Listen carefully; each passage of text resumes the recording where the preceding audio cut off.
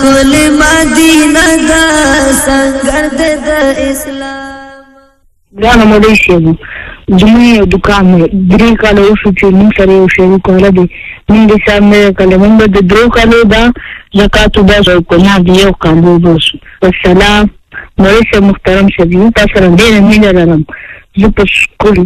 په شپږم سیم کې زه د سبقونو ډېر شوق لرم ما ته نه دی چې توجهكم والسلام رحمت العالمین د زخم زړونو دوايي څومره د چستایم له هغه نور بالای څومره د چستایم له هغه نور بالای رحمت العالمین د زخم د 3 کالو وروسته چې کله تاسو حساب کوئ تاسو به د 3 کالو زکات ورکوئ که تاسې په مخکې کلونو کې زکات نه ورکړی هر څوک به د خپل مال نه یا د هغه مجموع د شراکت مال نه د 3 کالو زکات ورکوئ دا نه چې 3 کاله وروسته تاسو زکات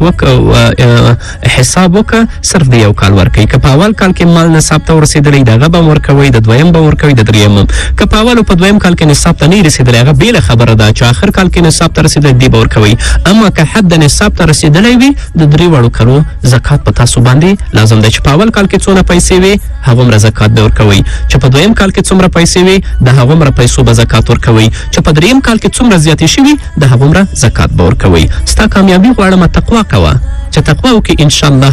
سبقونه به ستا یادېږي او په خپل ژوند کې به کامیابی بل پیغام اور